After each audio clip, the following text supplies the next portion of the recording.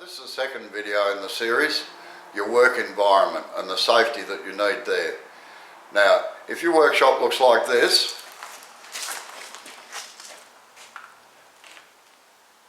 then you really need to have a rethink and a reorganise and get it up working properly. We'll go through each part individually to say what is wrong with it. Now, you need room to move, and I know that most places space is at a premium, so you try to use everything that you can. Unfortunately, it's an unsafe practice in a lot of ways. Now, we'll start here. We've got no room. If anything happens, you can't get out because there's a bin in the way and a box in the way. Most lathes are generally up against the wall here, which is bad. You really need 2 feet out this way to be able to move properly. Now, that needs to be put out of the way altogether. The next thing, and most people do it while they're working, they sit their tools up on the lathe bed like this, and with vibration they can fall off, and it's Murphy's law, they always land pointed end down, and if you've got bare feet, they'll generally go through your foot if you're not careful. At best they just distract you for a second, so you want to be aware of that. The next thing is everybody stacks stuff underneath here. They can vibrate loose, fall out on the ground like that and create a tripping hazard and also distract you for a second. The next thing is the lead on the floor here, all curled up and crumpled up. Generally they form a little loop like that. You get your foot caught in it, and when you walk away you fall over. So, next thing, chuck keys. I don't know how many people I've seen leave chuck keys in. It is a dangerous habit to get into. As soon as you are finished, always take the chuck key out and put it down. Now, the next thing is some spindles on the lathes are too long. You need to have a spacer made there so that this registers tightly against that. If you start a lathe up with it out like that, it'll lock on that hard that you'll nearly need an oxy torch to get it off. So always be aware that things are tight and firm. Stuff stuck on the headstock. All headstocks should be flat so that you can sit a cup of tea on them. But while you're working, if you put finishes and that on, they can fall off and fall down. And because we work the way we do, generally you have the lid off, so you spill stuff everywhere. That makes a mess, and most of our finishes are flammable, so that creates a fire hazard. Super glue is real dynamite if you spill it, because generally you go to wipe it up with your hand or something like that and your hand gets stuck to the thing. A cloth sitting up here can fall off into the thing, get wrapped around the spindle and give you a hell of a fright. The next thing is these tools here. I have no qualms about putting them in a bucket, but put it out of the way. If you tripped and fell on these, you'd stab yourself. That's the nature of the tool, they should be sharp.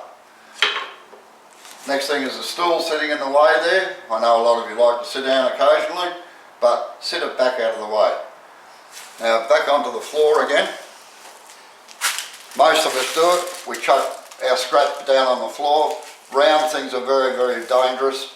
They tend to slide under your feet and you end up doing the splits. And when you get to our age, the splits can be very, very painful. The other really bad thing are the square bits like this. You stand on them, they roll out of the way, you roll your ankle over and you've got a sprained ankle. Then you can't work. So that pretty much covers all of that. The next thing is the lathe must be steady. If it rocks like that, then it's dangerous, because you're chasing your lathe around the workshop anyway and you're fighting against it. So always be aware that your lathe has got to be steady, and when you steady it up, you use a couple of little wedges underneath and put them in from the back so that when you tilt it forward, you're pushing against the lathe. All the force when you're working is trying to push the lathe backwards.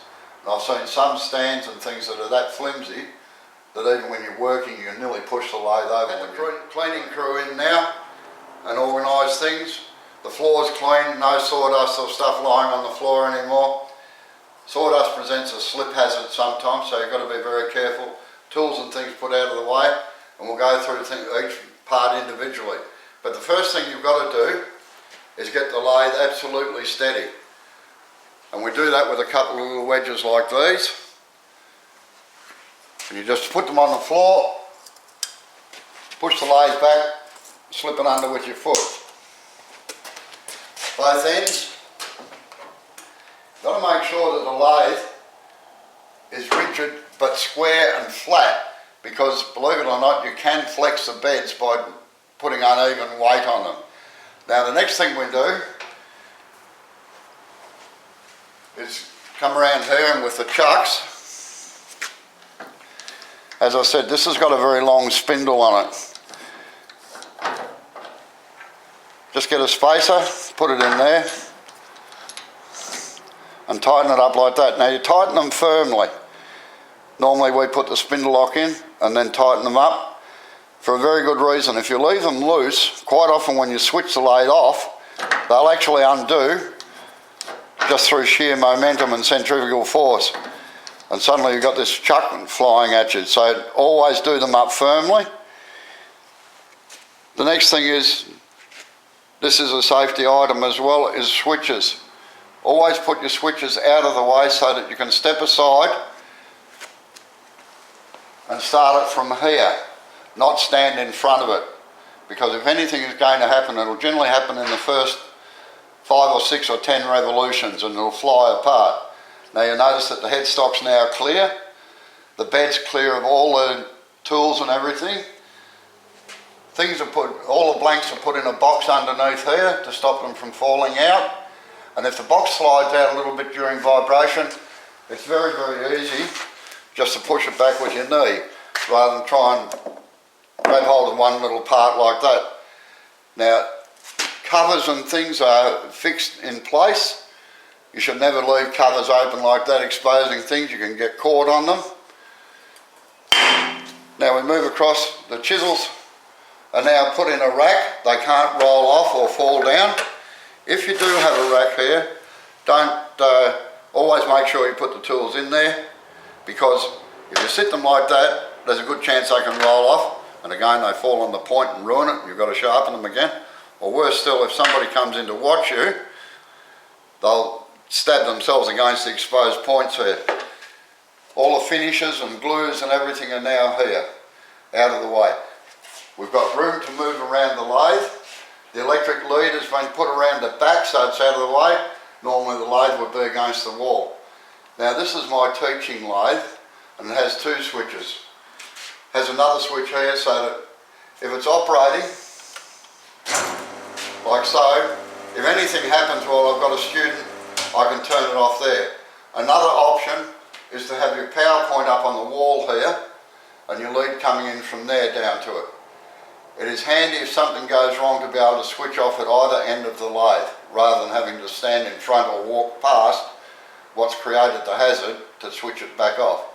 The other option, of course, is that you just step aside, let everything fling itself apart, keep out of the way, and when it's all over, then go and turn it off.